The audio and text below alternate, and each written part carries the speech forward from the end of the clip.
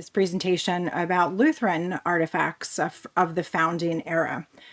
So we're going to be talking a lot about objects that are featured in an upcoming exhibition called Window to Revolution, Pennsylvania Germans and the War for Independence. And this exhibit is being run by a sister institution of the Lutheran Archives Historic Tract, which conveniently I'm also director of. So I'll be able to share from both institutions' collections here. The exhibit opens on April 18th of 2026 in time for the America 250 celebrations, and then it continues through February 27th, 2028 to carry us through the winter of, or at least partly through, the winter of the Valley Forge encampment, which was in our area of Pennsylvania. Here's a brief introduction to Historic Tract, which is home to the Muhlenberg family, certainly of German Lutheran fame. This is where Lutheran immigrant Henry Muhlenberg came over from Germany, settled in 1742, built a parsonage where he founded the Lutheran Ministerium of Pennsylvania. That's not shown here on the screen, but it is another property that we do own and will be restoring in the future. What you see here from left to right is our Dewey's Tavern, which is the home to the Center for Pennsylvania German Studies, where this exhibition is going to be held. And then in the middle is the retirement home of Henry Muhlenberg, which we'll learn a little bit more about in just a few minutes. And then to the right is the home of his middle son, Frederick Muhlenberg, which is known as the Speaker's House due to his political career, which I will touch on. So let's just give some geographic context, first of all. So the village of Trapp is located in what's now Montgomery County, Pennsylvania, originally part of Philadelphia County. We're located about 7 miles from Valley Forge, and we are right on the original colonial highway that ran from Philadelphia to Reading. So two prominent major towns, a port city and a big inland town, and we're just about halfway in between them. So while Trapp was a small village in the 18th century, it was a very common stopping point for wagons, for travelers, and for armies as they were marching around during the Revolutionary War, particularly 1777 and 78. Here's a look at the floor plan for the Center for Pennsylvania German Studies, and this is where the Window to Revolution exhibition will be held. As you can see, it's going to take over the entire first floor of the center. And so what I'm going to do now is kind of walk you through this exhibition with a focus on the Lutheran-specific objects that we will be displaying. So the first gallery of the exhibit is an introduction to the idea of churches, meeting houses, and other religious institutions that were literally witnesses to war as the American Revolution unfolded all around them. And so we're particularly looking for objects like the pewter communion service that you see here from Augustus Lutheran Church in Trapp, which Henry Muhlenberg helped to found and oversaw its construction. And when that church is occupied during the war, these objects literally would have been witnesses to what was going on all around them.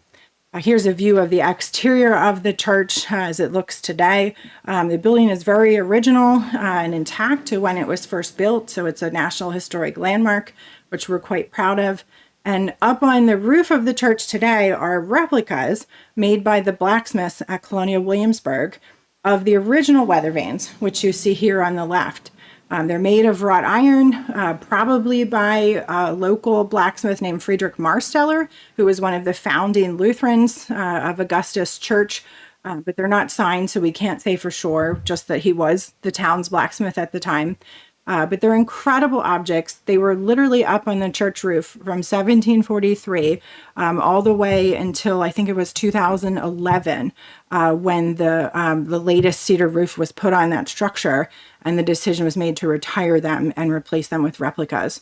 But the good thing about that is that now these have been conserved and they are on display at Historic Trapp, and just incredible examples of local craftsmanship, also Germanic influences there with the tulip decoration in particular.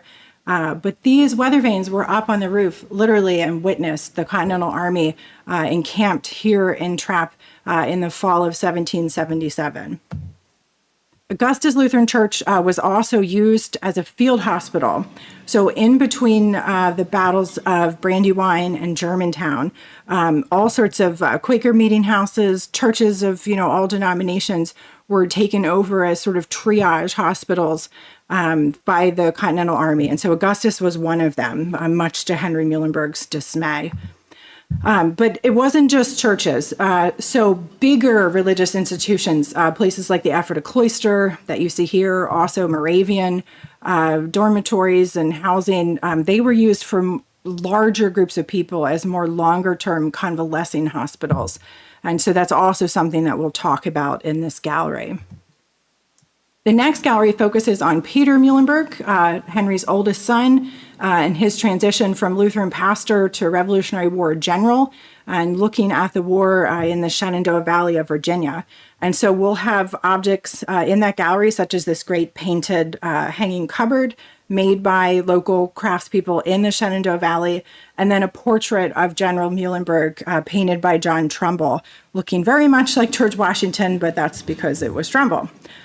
Here's earlier portraits of Peter in his actual wartime uniform based on the style of it, as well as his father, Henry Muhlenberg.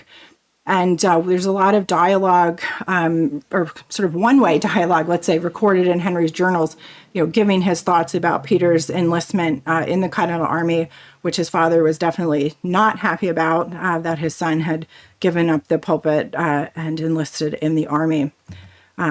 You may be familiar with the legend of Peter as the fighting parson of the Revolution. This is the clerical robe from the 18th century that he supposedly wore when he mounted the pulpit in January of 1776 to deliver his farewell sermon. And according to that legend, he had his army uniform on underneath. Gave this sermon based on Ecclesiastes, there's a time to pray and a time to fight, and then, whips open this robe to reveal his uniform, and then promptly, enlists a bunch of the congregation, and off they go to war. It's a very famous legend. It's something that we're definitely exploring. What I can say at this point is that there aren't any contemporary accounts of it from all of those eyewitnesses in the congregation. So I'll leave you with that. But the robe does survive, and here you see the original in its conservation box. And we have a grant from the Society of the Cincinnati in Pennsylvania to fund a replica of it, which is being made by the gentleman there on the right, Neil Hurst from Colonial Williamsburg. So we have that project going on, and the replica will be mounted on a mannequin then in the exhibition. We also will be displaying a replica of the original flag, which you see here, of that 8th Virginia Regiment, which descended in Peter Muhlenberg's family. And then we're also borrowing from the Museum of the American Revolution the actual pistols, the brass barrel pistols that Peter carried with him at the Battle of Germantown. Our third gallery is going to take a look at soldiers, both Hessian soldiers and Continental Army soldiers, who then after the war became schoolmasters and in some cases Fraktur artists, the Pennsylvania German manuscript art known as Fraktur. And so one of those who we know for sure was Lutheran is a man named Conrad Gilbert. He settled in what's now Montgomery County. He knew Henry Muhlenberg. They interacted quite a bit. And this is a birth and baptismal certificate that Conrad made for his nephew, Matthias Gilbert, in 1782. But the amazing thing is we can match the handwriting on this. Most of the handwriting there in the blue ink is actually Henry Muhlenberg's handwriting. So it's a really incredible piece of Lutheran history as well as local folk art. Another artist we're researching is Christian Strenge. He was a Hessian soldier who stayed here in Pennsylvania and became a schoolmaster. And so here's just one example of many of his pieces. Another artist that I'd love to prove whether or not he's Lutheran. I'm still working on it, but his nickname is the Cecil Washington artist. There's a long story behind that, but he makes both direct, iconography like this portrait of Washington on horseback, but he also makes a lot of the birth and baptismal certificates coming out of the Lutheran and Reformed traditions. The fourth gallery is actually going to take a look back 100 years to 1926 when Philadelphia hosted the Sesquicentennial Exposition. And there was a display of Pennsylvania German folk art at that. And this is, peak colonial revival era. This is when museums like the Philadelphia Museum of Art, the Met, are founding their American wings and putting period rooms in them. And so folk art was very much part of that conversation at the time. And this chest made for Peter Brown of Central Pennsylvania in 1834 was one of those pieces in the exhibit. After the exhibit closed, this antiques dealer, A.H. Rice from Bethlehem, Pennsylvania, sought to cash in, if you will, on the notoriety of this furniture. And so he took out this double-page spread advertising these objects for sale in the magazine Antiques in December of 1926. And so we've been able to locate the two pieces actually there in the ad. And we're very excited that the Peter Brown chest will be part of our exhibition. And the Brown family and also the Mazer family of the desk that you just saw, they were both belonged to the Himmels Church, which was a union congregation, so a Lutheran and a Reformed congregations who shared one building and worshiped there. So many of them went to that church. Some of them also went to the nearby Salem Reformed Church, now UCC. But here's just a look at the gravestones of what would be the father and the brother of Peter Brown, whose chest will be in the exhibition. And then the fifth gallery, this is really the biggest focus gallery for the show, the Window to Revolution one. And so we're very excited that with our partnership between the Lutheran Archives Center and Historic Trapp, that Henry Muhlenberg's journals will be returning to Trapp for the first time since they were written, as far as we can document. And so here you see his entry for July 4th of 1776, where he is sharing the news, that today the Continental Congress has announced that North America is going to be, free and independent states. And you can hopefully see the words America and Congress and independent that he's kind of written in English text versus the rest of the German script. And he goes on to say that, who knows how this is going to turn out. Muhlenberg was there in Philadelphia on July 8th. He heard the declaration read out loud in English publicly. He possibly could have seen one of these German translations of the Declaration, which were rushed into print sometime between July 6th and July 8th by the German printers Melchior Steiner and Karl Kist. There's only 2 copies of this known to survive, one in Berlin, one in Gettysburg, and so we will be showing a facsimile of this in the exhibit. But we are borrowing one of the only original copies of the German translation of Common Sense, the famous work by Thomas Paine. The original English version was printed in January 1776. By March, it had been translated into German. And we know that Henry Muhlenberg read it because in his journals on March 7th, 1776, this is a direct quote from the journals. He says, "The young people are right in fighting for their God-given native liberty." And this is one of the only times in his journals where Muhlenberg sort of gives you a little bit of insight into his opinion on what was going on with the war. He's normally very guarded, doesn't go into his opinions. He was always concerned that his journals might fall into the wrong hands and get him into trouble for what he might have said. And also as a pastor, he felt that he needed to remain neutral. We're also, in addition to the Muhlenberg journals and other documents, we're going to be exhibiting a lot of artifacts here. And so here is this incredible pewter flagon from St. Paul's Lutheran Church in Allentown, made in Philadelphia by craftsman William Will, a German immigrant. He was a Reformed Church member, but William Will is sort of known as like the Paul Revere of pewter making. He was a craftsman, he was a patriot, he was a soldier, and later Sheriff of Philadelphia. Another example by William Will, this mug inscribed "Liberty or Death, Huzzah for Captain Ickes." And Ickes was a Lutheran born in the Trapp area and then moved out to York County, Pennsylvania. One last object I'll share here is this great 1776 Bible printed in Germantown. And as we page through it, it was nicknamed the Gunwad Bible because some of the paper got seized by the Army and used actually as gun wadding, like to wrap musket balls in. But this one has incredible artwork done by a Lutheran, Johann Adam Eyer, this family record, which he made for a Mennonite couple, Christian Meyer and Maria Landis, around 1784. So together, all of these objects are going to tell a more complete story of the American Revolution and really show the central role that was played by German Lutherans in our nation's founding. These themes are then going to be brought to life a bit further at both the Muhlenberg House and the Speaker's House. And so I will very quickly just give you those examples.